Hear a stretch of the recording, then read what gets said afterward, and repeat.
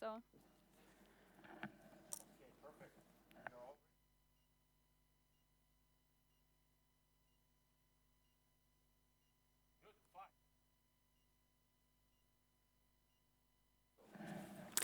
Hello, everyone. My name is Sarah Hess, and I'm an Associate Economic Affairs Officer with the UN's Economic and Social Commission for Western Asia, based in Beirut, Lebanon.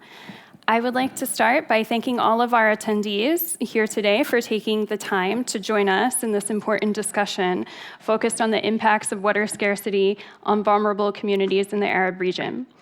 I would also like to thank CWE for this unique opportunity to be part of the many exciting and relevant events planned for this week.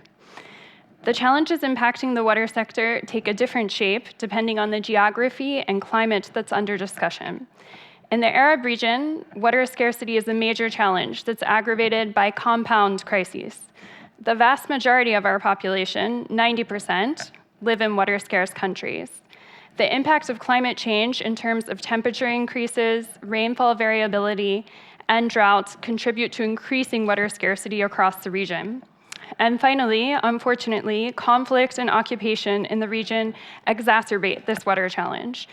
In Syria, water infrastructure has been severely damaged and ill-maintained due to conflict, with many water professionals emigrating, thus leaving the sector in need of human resources as well. Similarly, in Gaza, recent reports from the World Health Organization indicate that the conflict has resulted in the destruction or damage of 67% of water and sanitation infrastructure and facilities. This is damage equivalent to $500 million, according to the UN's environmental program. And it doesn't even account for damage caused to the already limited groundwater supply and the release of untreated wastewater and other pollutants in Gaza. Also, conflict has led to displacement throughout the Arab region, which leads to shifts in water demand from one location to another and can place additional pressure on already ailing water infrastructure and a limited water supply. This is a theme that several of our panelists will be touching on today. There's more challenges in the water sector in the Arab region than we can possibly fit into a 90-minute session. But today, on behalf of ESQA, I would like to welcome our co-conveners, UN Habitat, FAO, and UNDP, as well as representatives from the Ministry of Environment in Lebanon and GIZ in Iraq, to engage in a solution-focused discussion primarily oriented around the use of rainwater harvesting to mitigate water scarcity in vulnerable communities. This session grew out of an Adaptation Fund project whose lead implementer is UN Habitat in Lebanon and Jordan, with support from ESQA and UNICEF. This project will be presented by my colleague Hussein Mohsen, but broadly it includes rainwater harvesting as an intervention to alleviate water scarcity in communities hosting displaced persons in Lebanon and Jordan. Our panelists will share stories of similar efforts throughout the region, highlighting both the challenges and opportunities they've encountered with respect to rainwater harvesting system implementation. The session will proceed as follows. We'll welcome our first two speakers from Lebanon's Ministry of Environment and online from FAO. They'll describe the enabling environment to support rainwater harvesting projects in Lebanon and Jordan, respectively. Then we'll have a brief Q&A. Hopefully my colleague Yasmin Mostafa from the UN Habitat Regional Office of Arab States in Cairo will be able to join as our online moderator to catch the online questions there. After that, we'll have three more presentations that are focused on rainwater harvesting for vulnerable communities, including women and the displaced and host communities. And we'll conclude with our last panelist, who will focus on the impact of water scarcity on youth, and working at local governance levels there to address the challenge in Iraq. And then we'll conclude with another Q&A. So without any further delay, I'd like to welcome our first panelist, Mr. Najib Abishadin, who is a senior environmental expert from Lebanon's Ministry of Environment. Thank you, Sarah. There you go.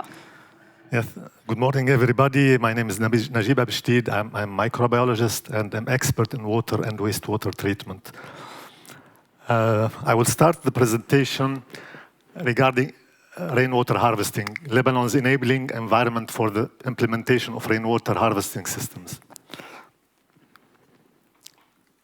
Okay, I will start with a short movie clip it's interesting to attend because this will summarize all the rainwater harvesting. So please.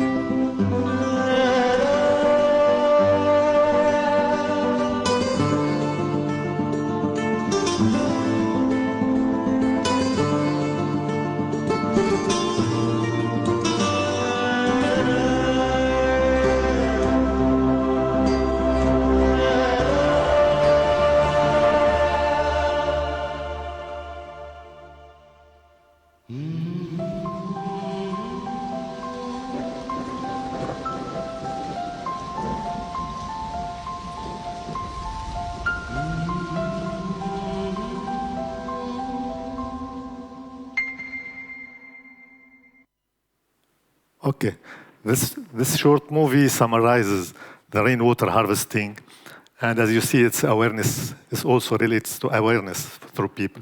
So now let's define rainwater harvesting. So as rainwater harvesting, as definition, is a sustainable practice, okay, that involves collecting, storing rainwater for various uses, like irrigation, household water supply, industrial processes, and other processes. So it plays a crucial role in addressing water scarcity and reducing reliance on conventional water sources, ultimately contributing to water security and environmental sustainability. So as rainwater harvesting benefits, it offers numerous benefits, like water conservation and cost savings, okay, and environmental sustainability. What's Lebanon's current situation? Data from Lebanon regarding rain, so it's fluctuating. So in this study, we found out it's between 600 and 1,100 millimeter of rainwater per year. But we have in other studies which states that we have like between 400 and 1,800 millimeter per year. It depends on the regions in Lebanon, because there are some regions near Syria. In Bekaa Valley, it drops to 400. So in the Bekaa region, it's between 400 and 800 millimeter per year rainwater. And in the seaside, it's around 750 to 1,000 millimeter per. And it goes to the mountains, it will be more. And for the water in the distribution system, we have like 50% loss in the distribution system because we don't have like maintained systems and distribution system. There are leakages, okay? And in the absence of an effective public water supply, due to some mismanagement, okay, for water supply, most households rely on private water suppliers, okay? So we have tankers, and sometimes we have wells and springs in the mountains. So we have also, we dig wells or boreholes. Okay, so for Lebanon's current situation, people are relying on local initiatives, like support from NGOs. NGO mainly acted as NGO worked in Lebanon. Okay, it's a UN, supply and incentives like for finance. We have projects like WAD and all these. Okay, they put some distribution system for rooftops for households, mainly for domestic uses, not for farmers, not for any industries, just for like incentives as pilot projects. So in 2018 to 2020, the household level rainwater systems for the collection and storage of rainwater for daily uses, and they did like 43 small projects, pilot projects in the region of Akkar. It's Barkayel and other regions also benefit from this project to transfer rooftop into reservoirs and then directly to the household plumbing network. as you know, Berkay al-Akkar is in North Lebanon, so the rain is available. Okay, it's not in Bekaa region. We have lots of rain in this region in Akkar. So let's see. And regarding legal framework regulations in Lebanon, still short. We can say it needs Lebanese legal regulations related to rainwater harvest deals with generalities only. So they mention that we need to protect the underground water, we need to mitigate or protect the groundwater from salination. So it's general. They don't specialize into how to deal with rainwater harvesting, unless lately they did some guidelines. We'll talk about it. For the Building Law 646 dated 2004 and its implementation decree, also they mentioned that we need to, for example, but now maybe they stated that they need to put in each, some buildings, they need to make some rainwater harvest systems, but it's not yet fully implemented, okay? And for Environmental Protection Law, it's Law 444 dated 29/7/2002, they mentioned that we need to, about, this protection of the groundwater. And we have to have less desalination to reduce water exploitation and underground water exploitation so that salination will not come into the groundwater. And the Potable Water Standard Decree 1039, it's 1999 for Ministry of Health, and the Water Law number 192, this is a recent law, we can say it's 2020, and the Ministry of Energy and Water prepared a national water sector strategy, which includes the implementation of an integrated hydrogeological information system that includes rainwater harvesting plan between 2021 and 2029, with high priority in the strategy, okay, related to the rainwater harvesting. But the strategy is, there is a big gap between 2021 and 2029, okay? And regarding the legal framework regulations also, a first practical step towards a detailed legal framework, the Ministry of Energy and Water prepared in collaboration with UNDP a national guideline for rainwater harvesting systems, okay? And this guideline is technical also. It's not only, just guidelines, they put some technical guidelines, even if you want to do like for drinking water. Okay, you use rainwater into drinking, but it's not yet applicable in Lebanon, just for usage at home. And it's a detailed guidelines. It has technical and commercial information on how to size and implement rainwater harvesting systems. And it's for domestic applications, for schools, hospitals, and any other facilities where domestic uses are found. Okay, they did it, as I told you, it's like 43 projects with as an enforcement, I'm thinking about, just enforcement proposal to adopt rainwater harvesting systems. It's a circular or a decree. We need a circular or a decree regarding buildings above certain spaces. We need to enforce that. So they have to implement or endorse the rainwater harvesting systems. Okay. I don't know what's happening here, but incentive mechanisms, it's worldwide. We use various incentive mechanisms to promote rainwater harvesting adoption.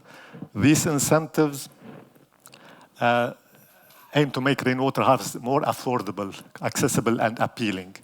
We have financial incentives. Okay, play a crucial role. Financial incentives is the main issue in the whole region, especially in Lebanon and other regions who have shortage. Okay, mainly because we have like poor people we have poor people in the villages. But for the city, because we have buildings and we have lots of people in it, so rainwater harvesting is not well implemented. Why? Because who can get the water, and the other one in the building he cannot get it. So it will be like a competition. So these incentives can take various forms like subsidies, tax rebates, grants, and low-interest loans. And we have also non-financial incentives. These non-financial incentives can also be effective in promoting. These incentives include technical assistance and recognition programs and public awareness campaigns. So as you see in the movie, they started with public awareness also. Sorry for this. Anyway, incentive mechanisms in Lebanon. are currently limited. So we have certain pilot projects in Lebanon, okay, and with small incentives, and the cost is not small. I mean the cost, it costed for some systems between $1,000 and $2,000 for each household, like between $1,000 to $2,000 for each household to make a rainwater harvesting system. And now they reduce it to between $500 to $900. So for each household to have this system is costly. We can say it's costly. They need some incentives. And we have pilot projects, okay, and they provide valuable data. And non-financial incentives, such as awareness programs and training, as mentioned before, have been initiated by NGOs. Okay. And challenges and opportunities. While rainwater harvesting presents significant benefits, it also faces challenges that require careful consideration and innovative solutions. These challenges offer opportunities for collaboration, research, and technological advancements. As I told you regarding the cost, it was the main challenge in Lebanon. So as I mentioned before, if we can reduce the cost, but the problem also is not only the cost, because usually when we do the rainwater harvesting system, we need also to pump it back to the to the tanks above ground or on the rooftop. And when you need to pump, we need electricity. Okay, so not all people in the village, they have the potential to have solar panels or something like generators, and we have shortage in electricity in Lebanon. Okay, so we're thinking of making like a system which does not rely on electricity. We will see how, or maybe on renewable energy. So maybe we incent for renewable energy, or we don't need to pump a lot. And for maintenance and operation, requires some technical knowledge. It's not much technical knowledge, but we have to maintain the system, because usually when you put some filtration units, they have to know that this filter is maybe blocked with some debris. As you know, the rainwater from rooftops is not clean. It's not completely clean. It needs some filtration process at the beginning, and usually it's made of 2 tanks. One tank for collection, a second tank after treatment for clean water to go back. And technological advancements in rainwater harvesting systems, such as smart sensors, rainwater filtration techniques. Also, maybe we can use filtration techniques through like cartridge filters, okay? Instead of doing like we are doing the conventional system of putting sand and activated carbon and all this with certain time it blocks. It depends on the region. Because I was doing a rainwater harvesting system in Tripoli area. Tripoli is North Lebanon. And in this area, they burn the plastics, or they burn the tires to get some metals from it, the wires. And after some time, we found out that the whole system was blocked with these black particles, plastic particles. And it blocks the system. Why? Because the rooftop was full of these black materials. So it depends on the region where you are doing the rainwater harvesting system. Is it clean or not clean, in which area? And we have also adequate water storage tanks. So the problem also mainly is in the storage. Why? Because in Lebanon it rains during the winter time and maybe spring, but summertime we have like 5 months, okay, or 6 months we don't have any rain. So what to do? So rainwater harvesting system is interesting or important in the winter season. We don't rely on tankers. We don't pay a lot for water. But during summertime, if you don't have a large storage tank, also we have to find out a solution for this, how to do with this. So I can improve efficiency, reduce cost, and enhance the performance of rainwater harvesting. And thank you for your attention, and thank you, Sarah. Thank you.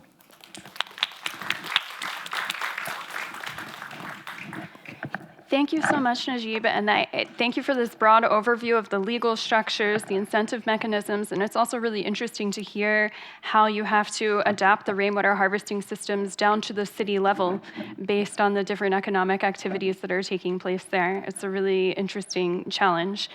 Our next panelist will be joining us online to cover the enabling environment for rainwater harvesting systems in Jordan. I'd like to welcome Ms. Maysoon Al-Zubi, who's a project manager for FAO in Jordan. Welcome, Maysoon. And I'm going to flip through your PowerPoint, if you just let me know. I already shared it. I don't know if you see it. We're putting it on the screen here in the room now. Okay.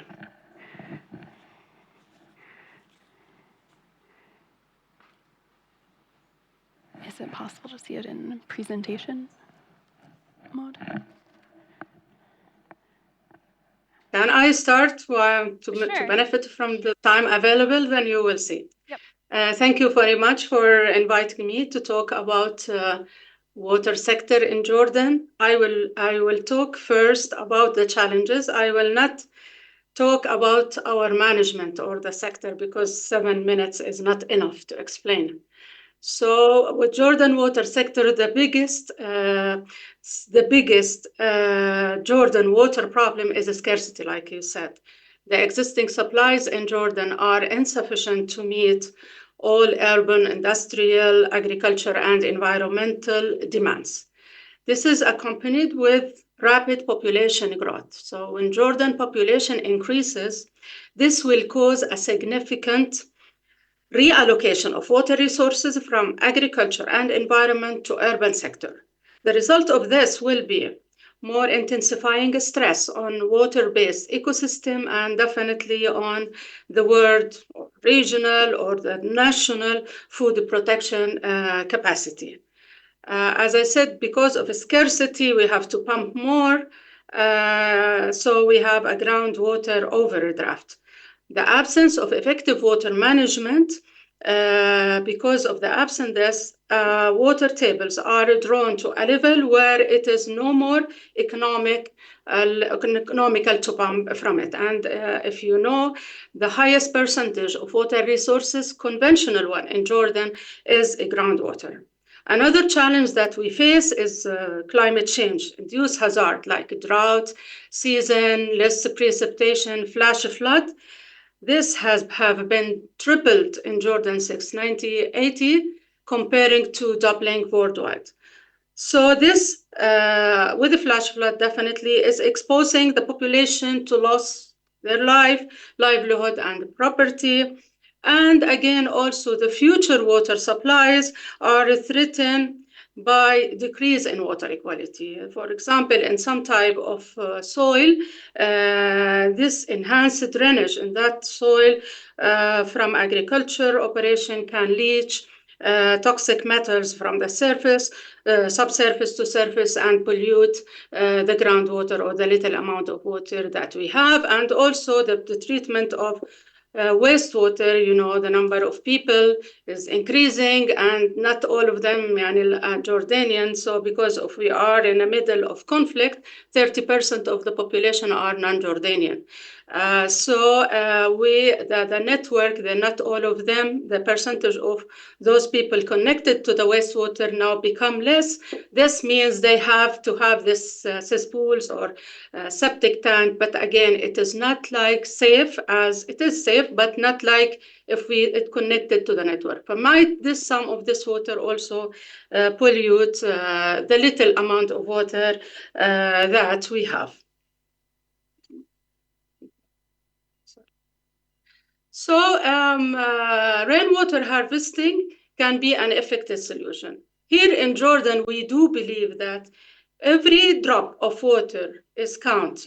We will not miss any opportunity that can help to capture water because it is a very precious public commodity, we'll say, to us. For why rainwater harvesting, it can start, of course, from big dams up to rooftop, the top tanks, which is the cheapest, more or less.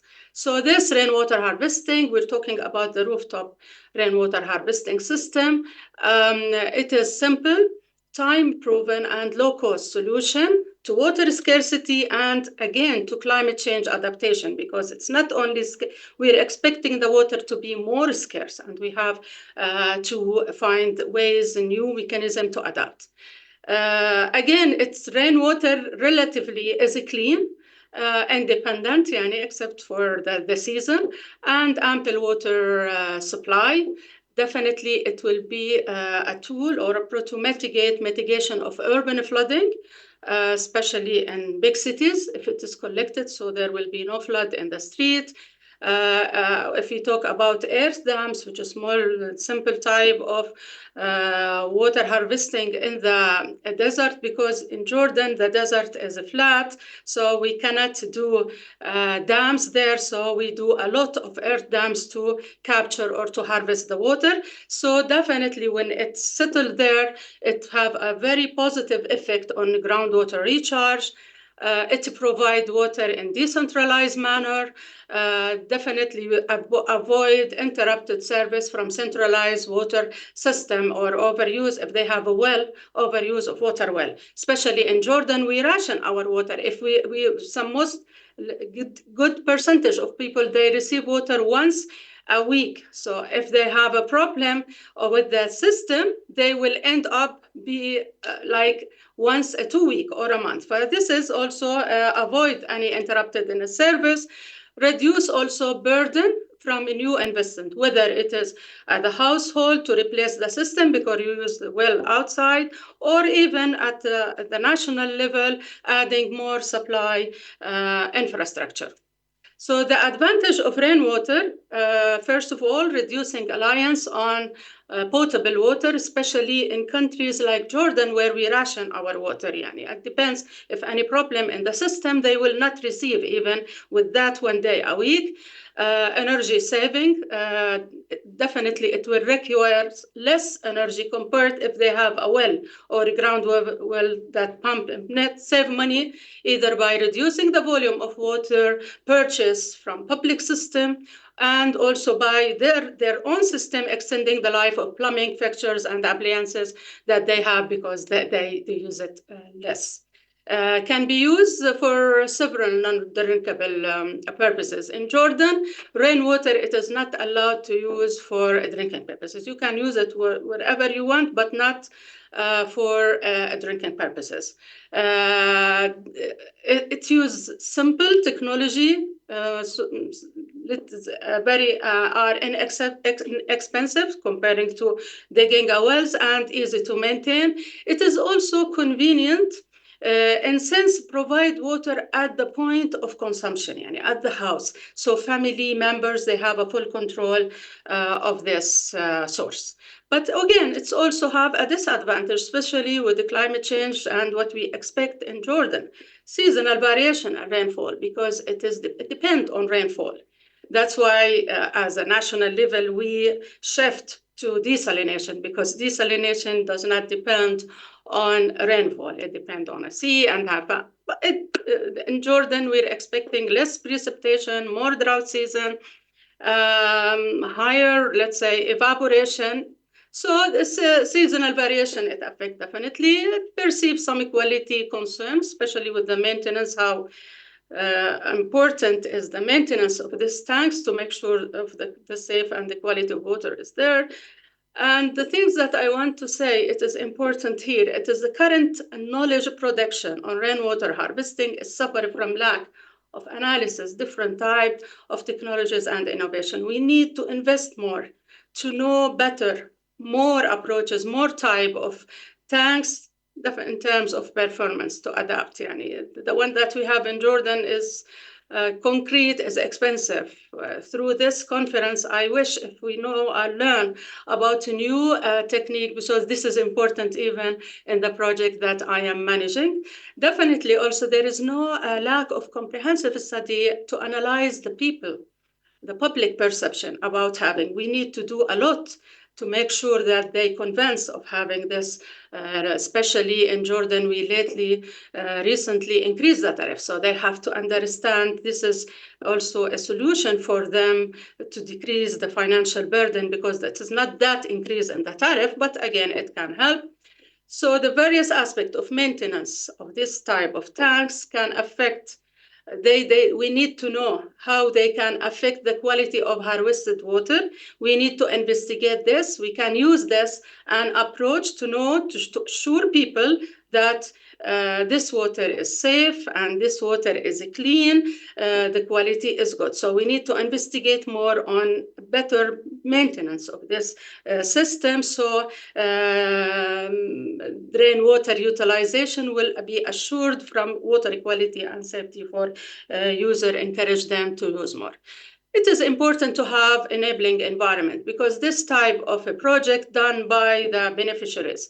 It is not like a big project government they do, but it need to have enabling environment. My colleague from Lebanon, he mentioned some. So it is the government is the big player here. It is either due policies, legislation, or maybe direct or indirect financial incentive. Here it is mandated rainwater tank installation on a new house and business construction. In Jordan, we started with the capital Amman. It is obligatory for any new building to have this rainwater harvesting system. And now we have a new regulation. Now it is obligatory for all governorates. This is the stake that we're talking about because people, they have to build it themselves. So why not to have a conservation fund to help them have money to do it? Or maybe like tax exemption, property tax exemption, or if we have like subsidy, some sort of grant to given to people. It is really important. And it is one of the things that we consider in the project that this is, by the way, the first project that funded by a Green Climate Fund. FAO is the accredited agency for this. The first project for public.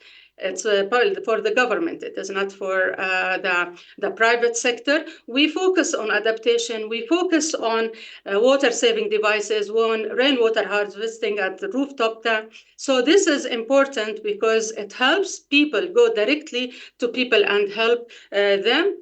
We also focus looking for if there is a new technology because we face a problem of underestimated cost of this concrete tanks. Why we should have very expensive one? Definitely people, they will not ready to build from their own pocket.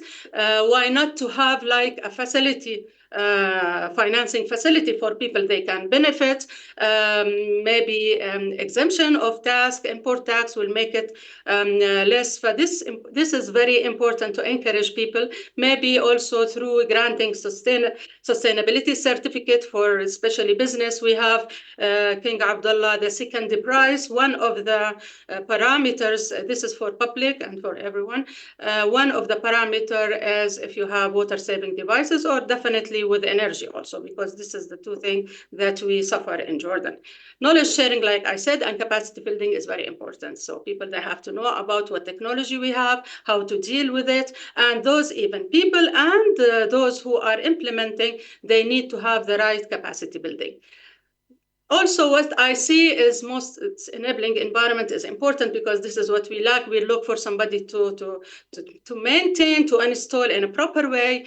The government or the private sector, they should work to the development of market. This market should be specialized for rainwater harvesting equipment and services that include installation and maintenance. And to tell you the truth, in the project, we are encouraging small contractors, the youth to start their new type of business, but promising business, because we cannot afford all the time have money to finance big project or strategic project. But this is where the future to create job for our youth. But I always talk with them, if you are, why not to start? Maybe you come with another better approach, but this is the future. And with the regulation, with the mandated rainwater that it's by the government, the market is there. Finally, with the recommendation, as I said, financing is important. So there is a need for establish a rainwater harvesting project financing facility to support the project, to do this project, and to think of structure financing, special financing mechanism for investment in the system. It is important to promote scientific research and awareness. It is important to look for more cheap, affordable more efficient techniques, because believe me, in the Middle East, it is the big thing where we focus. We don't have big money to desalinate, to buy water, to transport water from I don't know where.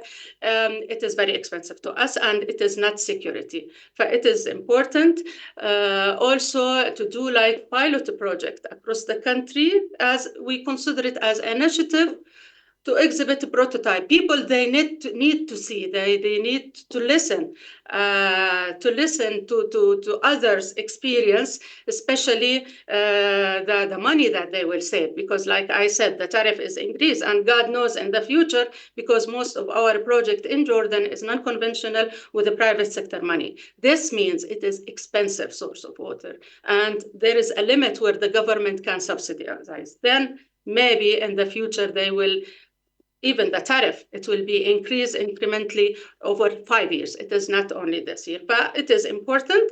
It's important always technological development, training is important. Maybe the government can offer through monitoring incentive, if they can encourage the private company to teach, to learn, to increase those people. And like I said, it's catalyze innovation, green job creation through development of SMEs or micro, small, and medium to provide rainwater harvesting system maintenance service, installation, if it has.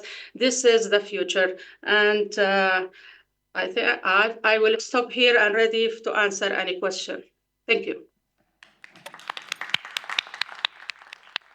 Thank you. Thank you so much, Maysoon. Can I welcome Najib back on stage here? I'm going to shift over here. So we're a little bit behind time, but I think we have time for a couple of questions. I've received a few online already, but do we have any here in the audience? Any questions? I can't see. Okay, I think we have one right here. Do I have a volunteer who can pass the mic up there? Oh. Thank you.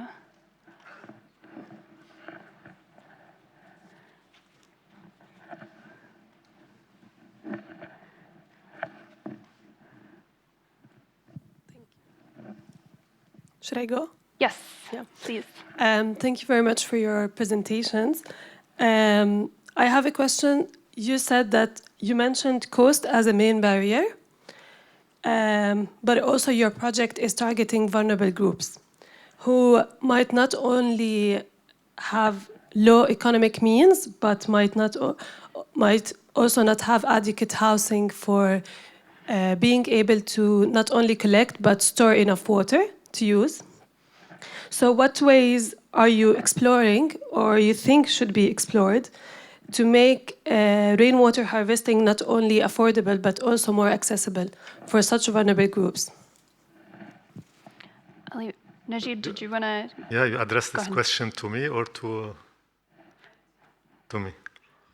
So the vulnerable groups, how to be more. The problem is to reduce the cost. So we tried through project. They reduced the cost from $2,000 to $500, $900, and after we found out that even if we use trucking, so water trucks, it's not even, it needs maybe 7 years to return this fees that we pay for this system.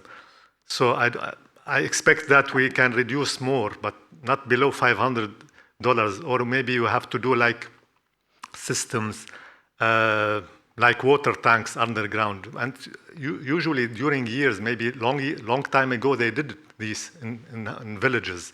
We have these tanks, underground, like cisterns, and we are using them. Just we need the technique to filter this water to reuse it. The techniques can be so easy or a conventional system, but the problem now, we are having more, pollution.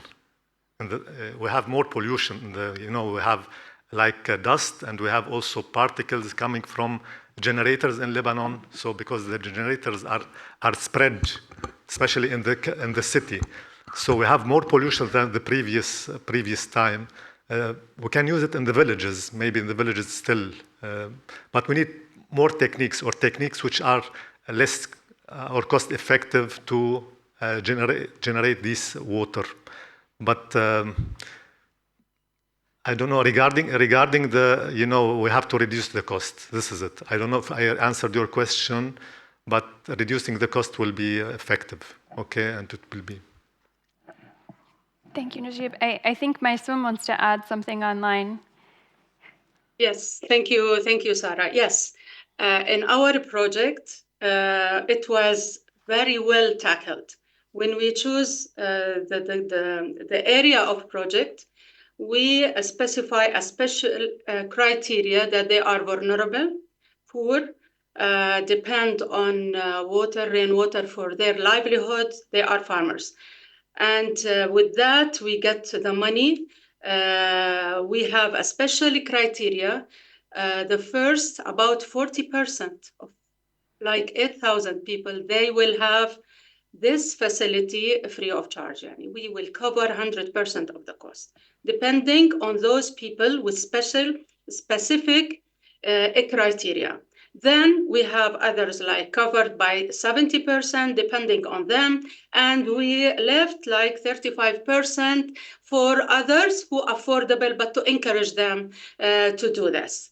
Yes, not all the people, we are here to help them have the water, because water is important. It is in our project, 40% of them are fully covered. The other 70% whom we feel they cover a little bit. And then we left for those affordable people certain percentage to encourage them to use. Especially now, it is mandated. It is not something optional. We have I heard of another project, which is US project. One of the things that they will do, they will establish a financing mechanism. It is a type of revolving fund where will be given to one of the NGO. They grant the money without interest to people. They can use it, they build, and then return back depending on their income. But this is what it came to my mind, but we said it's very important. We have to think of poor, especially when it is a government project. So I don't know if I answer you. I thought you are Novs, huh? Thank you. Thank you so much, Maysoon. So we have quite a few questions online. We're not going to be able to get to all of them, but I welcome particularly our participants who are online, if you can chime in and respond to some of these in writing perhaps. But I want to take one of these from Akash Baral. I would like to understand how management of rainwater harvesting differs according to season. Say monsoon lasts only 3 months in a year, what would be the best practice scenario considering long-term storage treatment, et cetera? I know that this is something that Najib touched on in his presentation, and I think you have the same issues of seasonality also in Jordan. So if each of you could just take a minute to give your thoughts on that, that would be great. Yeah. Regarding storage, this is a main issue. Because in Lebanon, and as you know, maybe now with the climate change, all the region is going into desertification. Even Lebanon in the last year or last 5 years, we found out that we have lots of rain, but we don't have snow, less snow, and the snow is elevated. So usually the underground water is stored through snow. So now we are having like floods, okay? So this will not help, okay? So the problem is storage for such tanks. So we have to afford or make larger tanks. So I believe if we can make for a certain village, okay, if we have like watersheds, we can make like a cistern or like rainwater in certain villages. So this is my idea now. And we make like large water tanks for the village. And it should be like on an uphill, and it goes through direct flow without any pumping or something. Using gravity. Yeah, it's a gravity, but it will be for the village by itself, not on a certain small scale. Why? Because small scale, you cannot pay for the house to make a larger tank. So it's not affordable. So it's better to do like ponds and, cultivate rainwater at a certain level, and it goes by gravity to the village. So that's what I'm thinking of now, okay? It's not a matter of pumping and use pumps and larger tanks. It will not be cost effective. Thanks, Najib. Maysoon, did you want to add on storage? Of course. Because of the variation in the season, that's why we focus on rainwater harvesting. The idea, we will have underground tanks where you store the water when you don't use it and in the time that you use it. Usually in winter, you collect the water, you store it. You don't use it in winter while you have a lot of water. You keep it later on when there is a drought or in summertime.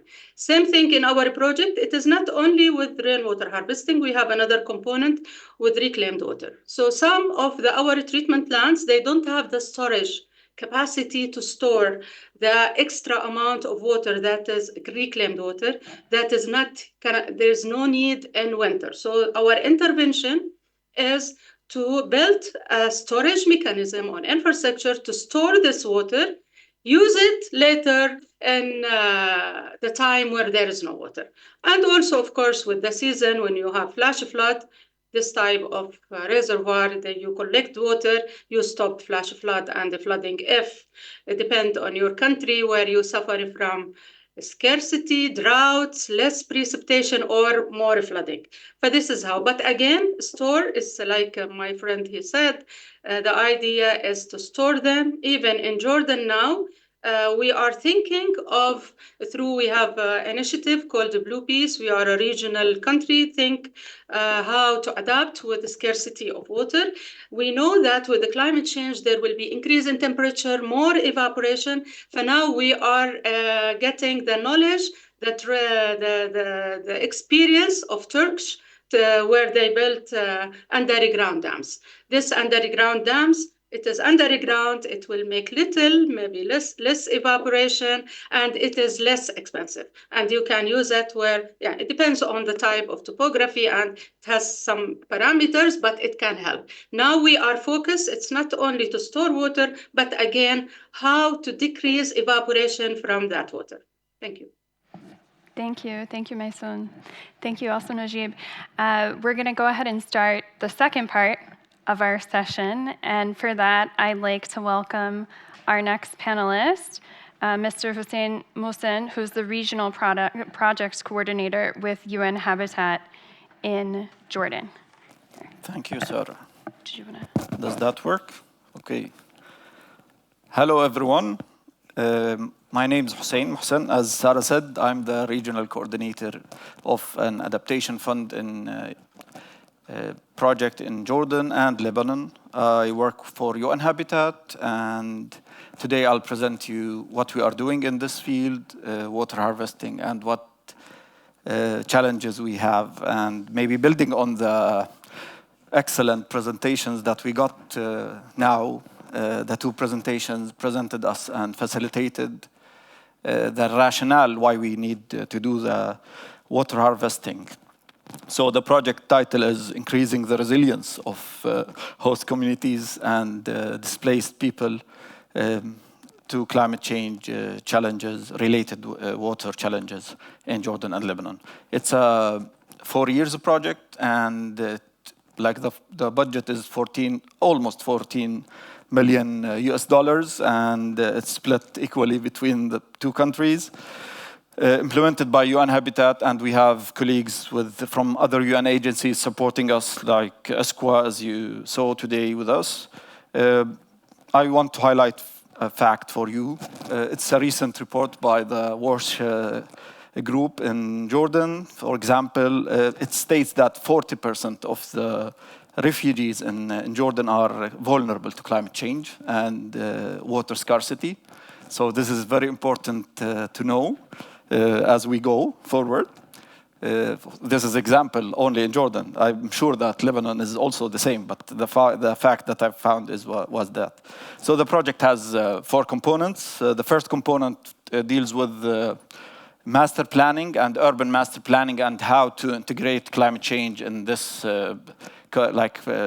process. And we are doing that in 3 areas, 2 in Jordan and 1 in Lebanon. The one in Lebanon is territorial, so it's bigger. However, in Jordan, we focus on 2 municipalities, Irbid and Mafraq. In Lebanon, we are doing that in Zahle. I will not go into details because this is not the scope today. But the other two components, I'll leave 2 and 3. I'll talk about them later. But the fourth one is on knowledge exchange and knowledge management that led by ESCWA. Today we are here part of that as well, that their support in that is crucial, and we are very, very much appreciating that from them. So those two components are like mirroring. The first one is on capacity building, on all activities that we are doing, adaptation measures. And when we say adaptation measures, it's hardcore adaptation. So it's like implementing adaptation on ground. The third component is like dealing with the implementation itself. So the first one is capacity building on each concept, and that I'll mention now. Starting with water harvesting, that we'll talk today about, the challenges and what risks we have. And the third component, again, it's how to implement that and how to get out of lessons of this. So the first activity we are doing in this field is water harvesting. We also do greywater, greywater systems in public buildings and schools. And we do permaculture, which is something that we are looking forward to upscale in the region, because it's like the approach going back to nature, which is a nature-based solution as well. And last but not least is the reclaiming of treated wastewater and rehabilitating agricultural lands. So we are trying to expand more on this in Jordan and try to facilitate that and work on this in Lebanon as well. So for the water harvesting in the project, we are conducting now and conducted almost 84 schools, 40 in Jordan and 8 in Lebanon. So this is already implemented, and the experience that I will present to you today, lessons learned, is something that we are we faced already. We conducted 10 mosques in Jordan and 15 residential buildings in Jordan as well. So in Lebanon, we only work in schools. In Jordan, we are more diverse because of the situation and the processes. But what I want to say that we based our implementation on assessments that our partners conducted. In Jordan, we have Juhud with us. It's the Jordan Hashemite Development Fund. They are like working heavily in this component, and they conducted many assessments in all schools that they are implementing and all residential buildings.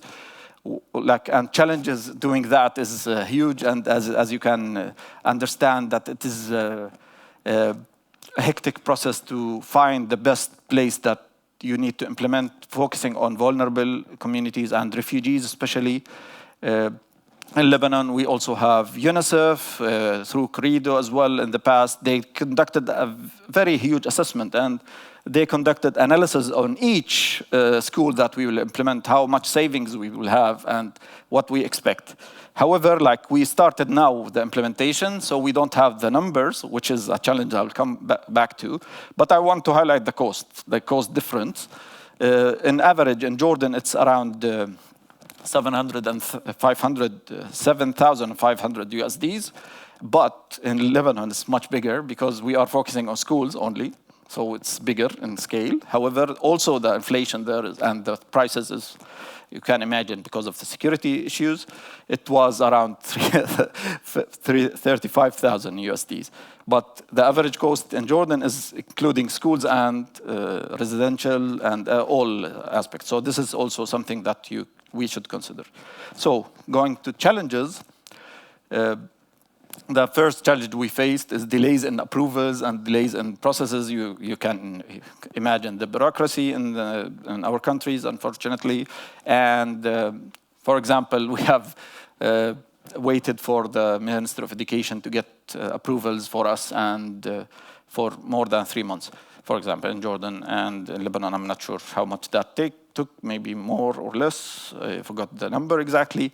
We have also faced unplanned changes, like when we did the assessment for a school, for example, in Lebanon, and went to implement, we found that they already did something else. So this is already the project was done, but without informing us. So we had to change the place. Lack of awareness as well was like one of the challenges that we faced. People sometimes are not convinced, so you need to work with them on the scale of the people who maintain, as well as the decision makers. Tendering issues, because the instability in the region, it inflated prices. So now what we were like calculating in the project initiation was like not matched. So we had to do some changes and re-tender sometimes, and working on this specifically. It was hard for us to integrate as well state-of-art tools and innovative measures, as Dr. Maysoon said, and Dr. Najib. Technological solutions, it's there, but we don't have enough budget to implement because we are abide to targets in the project. So that's why we couldn't do that. And we hope in the future that we can find a way to integrate innovation in this. Monitoring systems require a lot of work, requires a lot of tools as well to do that. That was not considered in the beginning of the planning of this project. By the way, I didn't write the project, so I don't know how they did that. So I will sum up the lessons learned, what we got out of this. It's very important to have the governance system. That includes a liaison team that helps in this, including governmental bodies together working on this. And for that, we are also now like building also on Maysoon's presentation. We are working on a water harvesting incentive mechanism in Jordan in our project as well. So we should work together on this. We initiated a water harvesting working group under the National Climate Change Committee in Jordan. And we will work on that closely with Lebanon. We are trying to find a way similar there. We need to have flexible project designs in the future to accommodate changes that happens and expedite the processes. And it's good that we always show success stories for people and raise awareness. So this is something that we should always work on. We should have also contingency plans all the time, so you can be agile enough. And very important, very, very important, we need to depend on local products, local industry to provide such like the tools that we use in water harvesting. Because if you import, you always will have challenges in terms of like cost. So this is something very important. Cost-effective tools and seeking subsidies as well, as both presenters before me said, it's very important. And as last but not least, we should have a robust monitoring system that, like maybe not centralized, but there should be a body that monitors the water harvesting activities happening in each country and try to collect information as much as possible to understand more and maybe work on the future projects and upscale.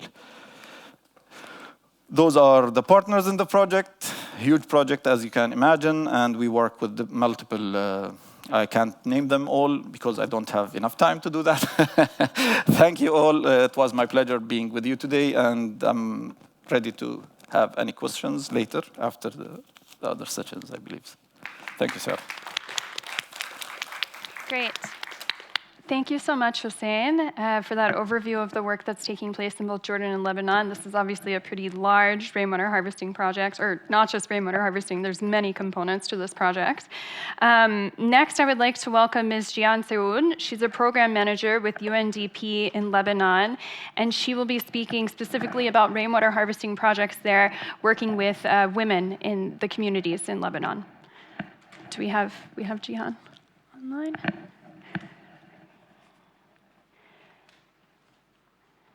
Thank you, Sarah. Hi, everyone. Thank you for being here. So I'm going to briefly walk you through a project that we have implemented over the past few years. mainly with our partner, ACTED, who Najib also mentioned, my colleague from the Ministry of Environment mentioned as a key NGO working on rainwater harvesting in Lebanon. This project was also made possible with financing from KfW and the German corporation, and it was implemented in partnership with the Ministry of Energy and Water. So just an overview, we piloted different types of rainwater harvesting systems in schools, public schools, farms, and we also installed water saving devices in households in the northern Lebanon region of Akkar. So this was around the Astwan River, and it was also based on a watershed analysis and groundwater analysis that was done by ACTED, so that we understood the water dynamics, of course, before working on any such system, including rainwater potential, etc., and usage of groundwater. Because unfortunately, and I think this has been mentioned by my other participants in these presentations, that given the harsh conditions and the growing reduction in water supply as a result of climate change and mismanagement, we see more and more that groundwater is being over pumped and used for irrigation as well as domestic water supply, which is not necessarily best practice. So the work that we did looked at not just providing additional water supply or water sources for vulnerable communities, but also the angle was to protect groundwater, of course, but also create jobs for both local communities, women in particular, and displaced Syrians. So it was a very comprehensive project. And so we piloted it in different types of technologies, different types of installations, as I mentioned. So we worked in 45 farms, 24 public schools, and about 8,000 homes in that region, where we just installed water fixtures. So just a few photos of the installation works. The reservoirs, as was mentioned by my colleagues, that this is important because water is basically stored for when, it's collected in the rainy season and stored for the dry season. And this is, you can see this is installations in the schools. So in terms of the participants, so the people that worked on these projects and who benefited as jobs, as temporary jobs, we also had certain criteria to identify these people. They had to be from the local communities. We used as much as possible products and equipment from the local areas. As my colleague from Hussein from FAO mentioned, this is also an important aspect to these types of projects to encourage local economic development. And a total of about 700 people were trained, of which more than 60% were women.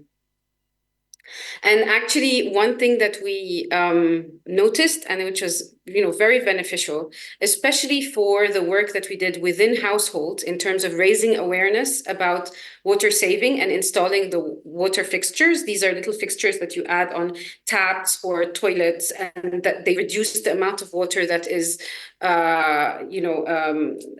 pumped out, so in the faucets, etc. Was that when we worked with women, it was easier for them to access homes. So when women approached women in households, it was easier because there was a perception of, it's women to women, it's easier and it's also safer maybe. So we had a lot of, it was a very, very positive feedback on both sides. So on the recipients of these systems, but also on the women that were actually going in and changing these fixtures. And we trained everybody that worked in this project. So their technical skills were increased, their awareness raising on water and resource management and climate change were also increased. And there was a huge communication campaigns at community level. So these are some photos of the trainings that were undertaken in Akkar for the women that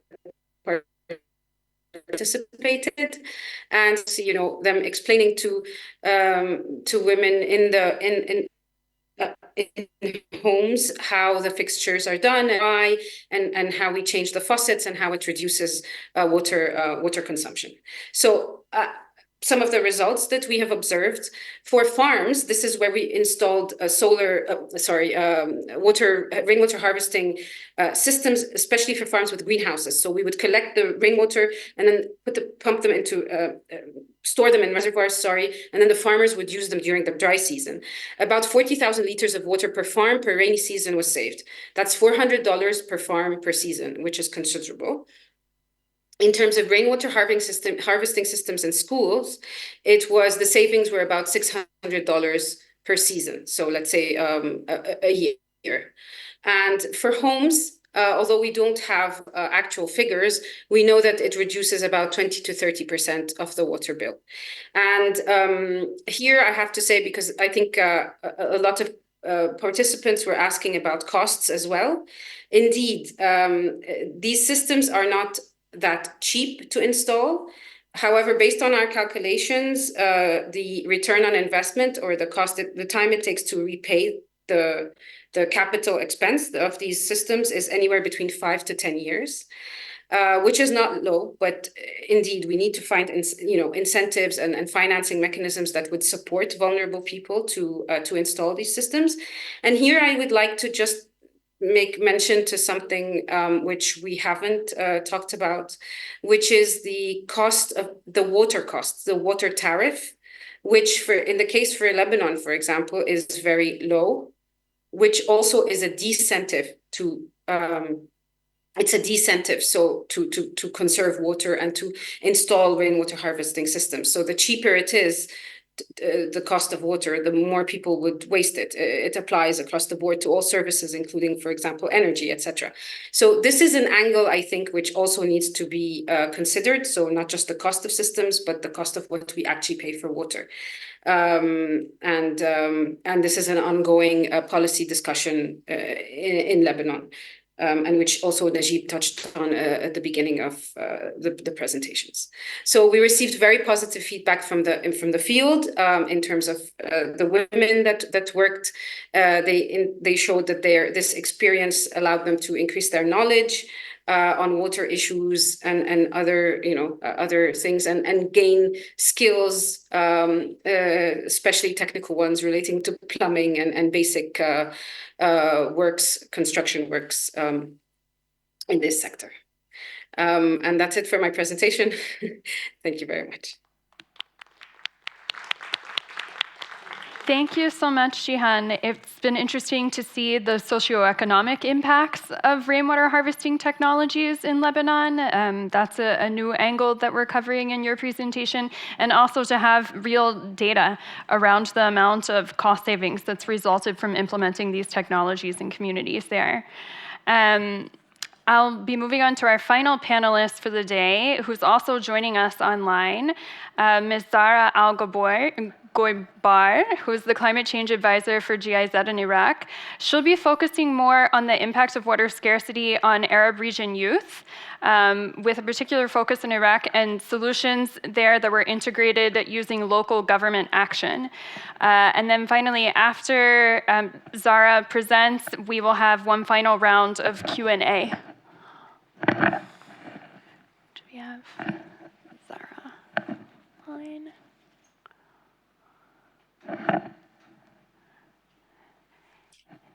Thank you, Zara. I think you can go ahead and you can start. Okay, thank you, and good morning, everyone. It's a pleasure to join you today in this important session, and I would like to thank all the panelists for their invaluable insights shared with us today.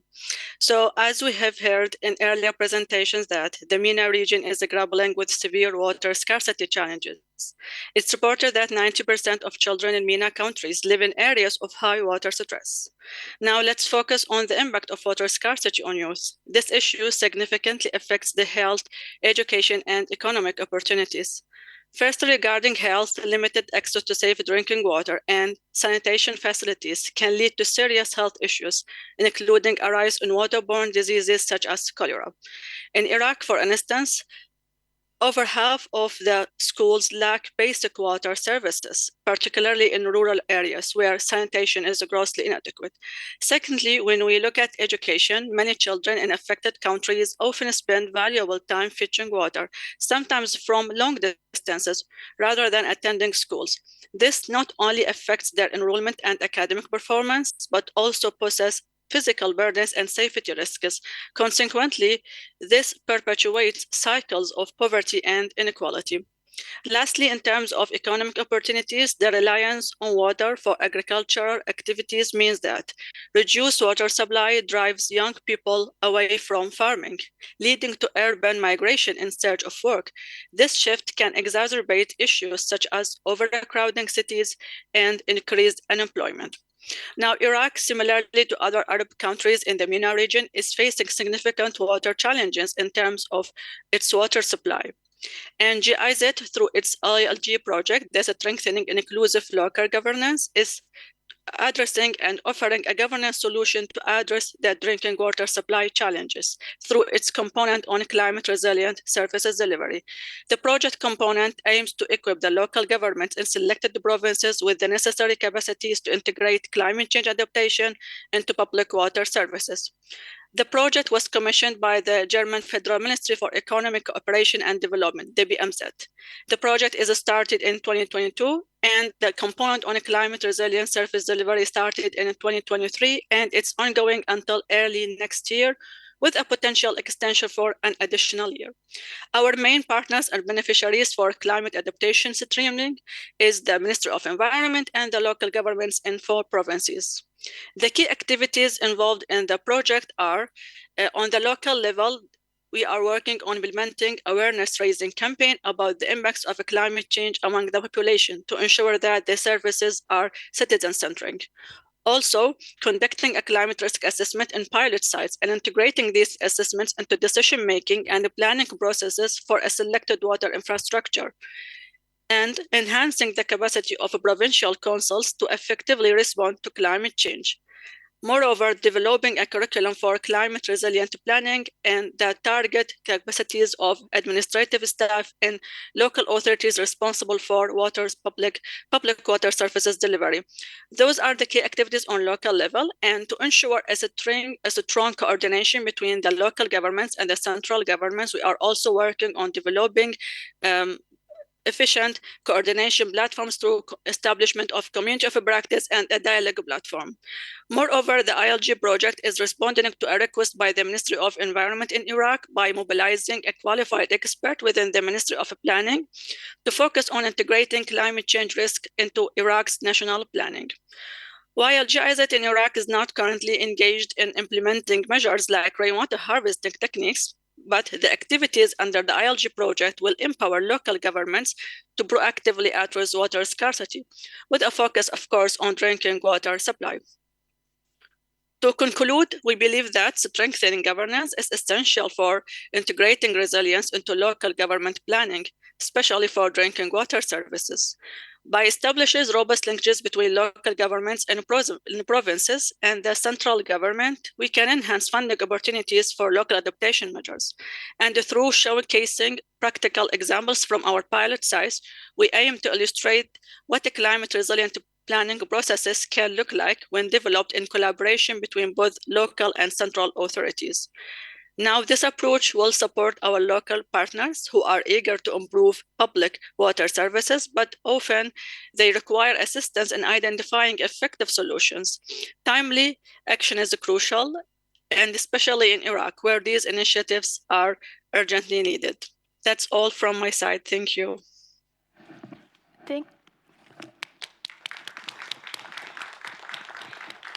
Thank you so much, Zara, for highlighting some of the challenges that young people in the Arab region face with respect to water scarcity, as well as highlighting the importance of involving local governance in any solutions to address water challenges.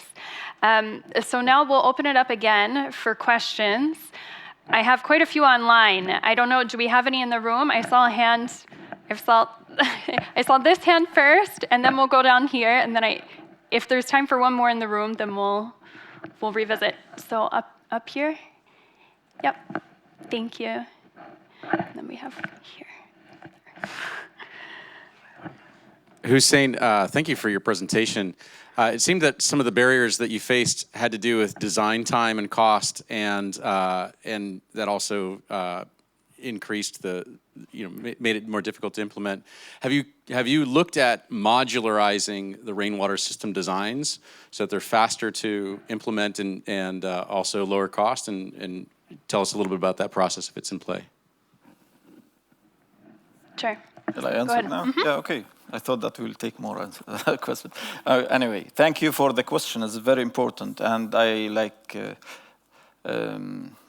assure you that we are doing that, actually. We are trying to, actually the idea of the project having different types of implementations and different typology of buildings as well. I forgot to say that in the residential buildings, we targeted residential buildings, like multi-stories, and the separate or small town house. So we are trying to cover both. We are trying to develop a design, universal in Jordan, not a national design that we can use. And this is why we are trying to mainstream that through the working group that I mentioned under the climate change, National Climate Change Committee in Jordan. It's a technical working group that will feed in with recommendations. Hopefully in the future we'll produce Jordan best practice for rainwater harvesting in different typologies of buildings and even commercial buildings, mosques as well. And so I'll be brief on that. Great. Thank you, Hussein. I think we had one question over here. And thanks so much to our volunteers for running around the auditorium. Hello, everyone. My question is for Jihan from UNDP. I wanted to ask about agriculture, especially in Lebanon. Since modern rainwater harvesting techniques are quite expensive for both Jordan and Lebanon, and since most of the water being used goes for agriculture in both countries, why aren't we seeing more awareness campaigns on traditional rainwater harvesting methods, like half-moon-shaped holes for trees, for example, because a lot of the blue water in both of countries are being used for agriculture. So why aren't we going for this? Thank you. Thank you. Do we have Jihan online still? Yes, I am. Okay, there we go. Thank you very much for that question. It's a very interesting one and a very good point. You're absolutely right. There are, agriculture is the main consumer of groundwater and water in general, and will be, negatively impacted by climate change in our parts of the world as a sector. There's different approaches that we're taking.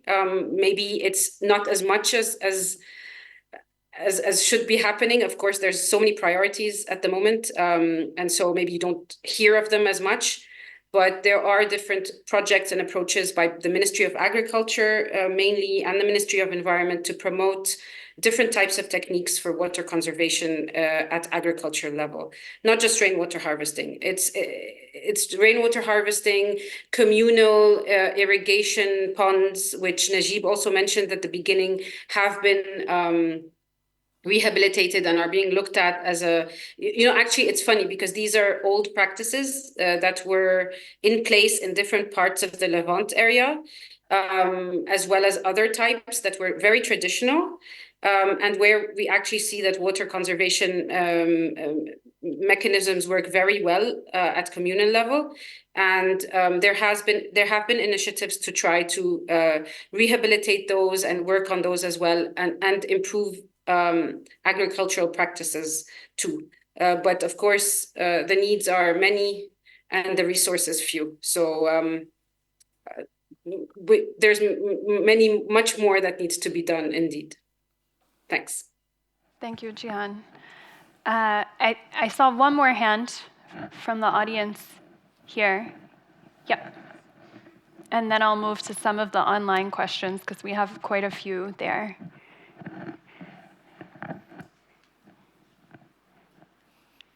Hello, my name is Adrian from Aqua for All. Thank you for all these presentations.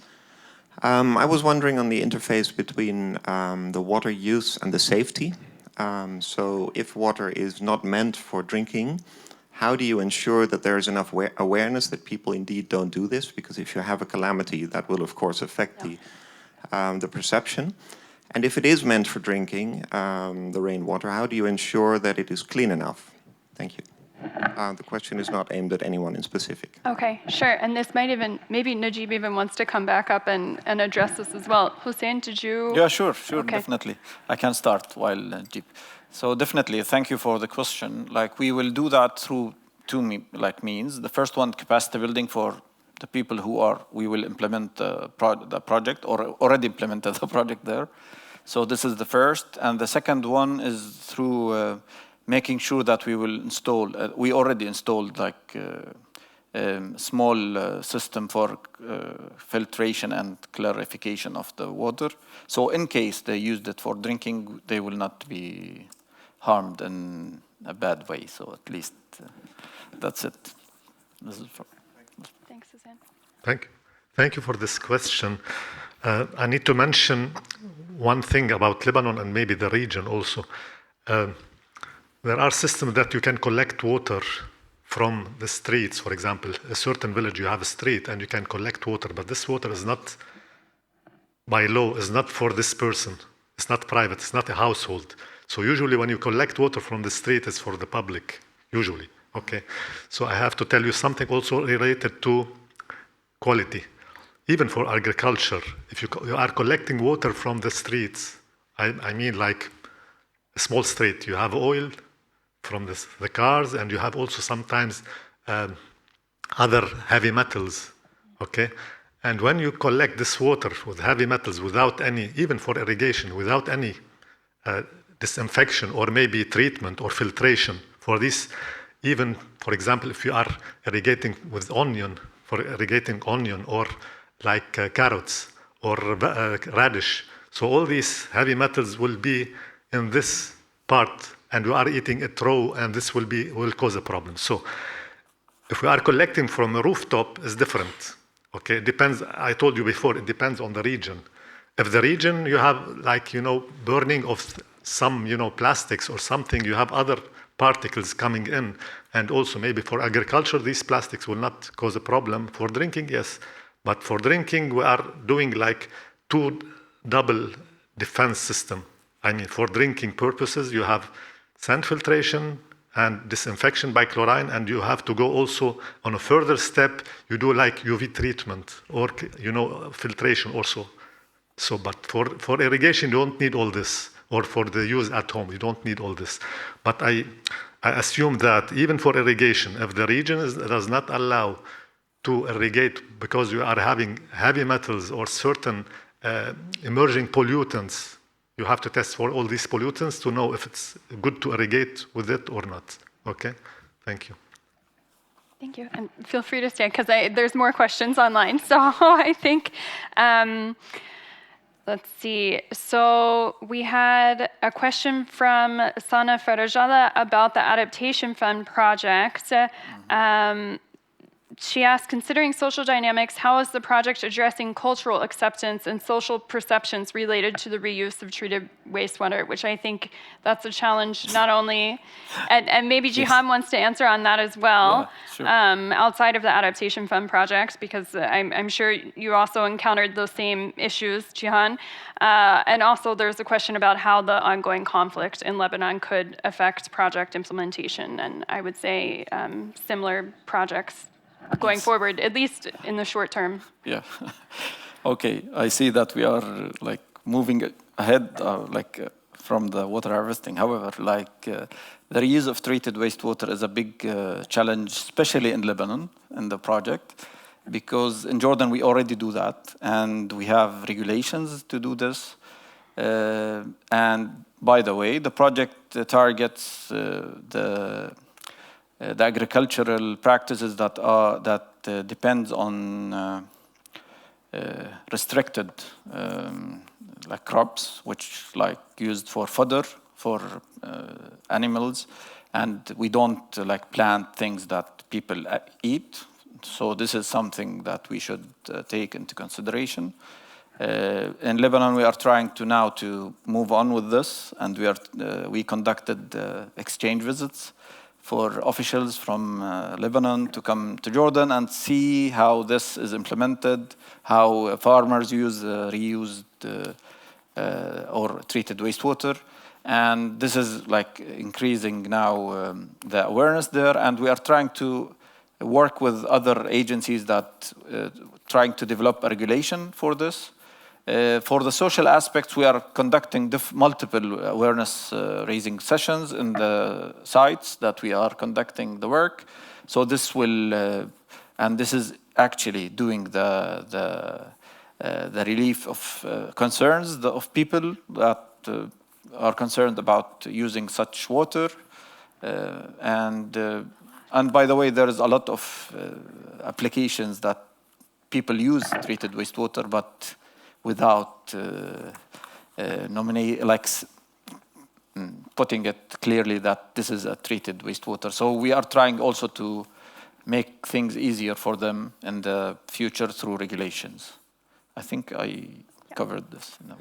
I think so. Sure. Maybe challenges in Lebanon? Yes, Shall I go or you can do that? No, just for treated wastewater in Lebanon. Also, the Libnor now, also they are producing like NL. So it's a new one for reuse of treated wastewater. Exactly. But it's not yet, we didn't sign yet as Ministry of Environment, but many ministries, they did it.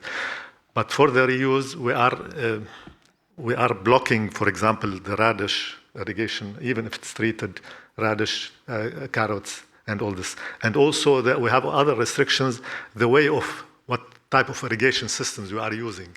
So it depends if you are using a trickling filter or spraying, or it's a drip irrigation or subsurface. So this is very important, what type of wastewater you have. But the wastewater, treated wastewater, should be tested for all parameters. Let me tell you one thing is very important for you to know. Even in Europe, now they are going into like, their wastewater treatment plants. There are not only primary, secondary, or tertiary. Now we have like quaternary or advanced treatment, because we have some pollutants, emerging pollutants, even we are not collecting them or disinfecting through tertiary treatment even. So in Lebanon in Zahle area, we have a secondary treatment. Is it enough to treat, for example, like you have like pharmaceuticals coming into the wastewater? Or you have like endocrine disruptors coming into the wastewater? It goes without any filtration process, even secondary treatment, even sometimes tertiary. So it's not only you have to oxidize it, so you have to go into further steps, and this goes directly to soil, to water, and to underground. So and now we have also nanoplastics. This is coming, or nano or microplastics coming also further down into the system. So it's something complicated now, even the treatment process and the irrigation process. Okay? Thank you. Sure. Yeah, that could be a more than 90-minute presentation on its own. I am going to turn, Maysoon has her hand up. I think she wanted to respond to this. Maysoon, if you could respond in a minute or less, and then we'll give some closing remarks. Thank you. Yes, thank you. Just for the quality and rainwater harvesting, well, in Jordan, we have guidelines. People, they know for what uses they can use this type of water. And the Jordanian, in their nature, they use mineral water for drinking. But with the awareness that we are doing, with the guidelines, with workshops, we tell people how they can use and where to use, for what uses they can use this water. They know even for drinking now, they don't drink, although it is very safe water, but they don't drink directly from the tap. With the reclaimed water, we have a special specification, and it is very well monitored. So if people, they can use they apply. There is special contract between Water Authority of Jordan and the farmers. They buy this water, and it cannot be transported by, let's say, a tanker. There should be a pipeline where it will send the water directly to the farm. And this is, I mean, purely reclaimed water. It goes directly to the farm, and they always check what type of crops. Our specification, the quality of water, it can be used for Class A, but it is restricted agriculture, but Class A. But according to the Ministry of Agriculture, because they care and they have to be also convinced, they only allow for a Class C, which is like it is a fodder. So yes, definitely, and even it is in the guidelines. If you want to use this water for drinking purposes, they have to have a small treatment kit or a small treatment plant, but not big plant. They have to treat that water in order to use it for drinking, but definitely they only use it for washing or agriculture. Thank you. Thank you. Thank you, Maysoon. So we're going to go ahead and wrap up. We have less than a minute. I just wanted to invite any of you who would like to continue this conversation. As part of the Adaptation Fund project, we have a community of practice that's focused on urban planning for water scarcity in the MENA region. Please feel free to scan this QR code and follow up with us there. Also, I just wanted to highlight to anyone in the audience who's interested in continuing in this topic, obviously there's a lot of opportunity to do research and think innovatively, particularly in regards to getting the costs of rainwater harvesting down. And if we have a moment, do we have a moment or we're done? Okay, I wanted to welcome Yasmin to give final remarks, but I think we're out of time. So thank you so much to our panelists. Thank you to all of the organizers, to our tech team here. You guys did a great job, and the volunteers. Thank you, everyone, for joining us.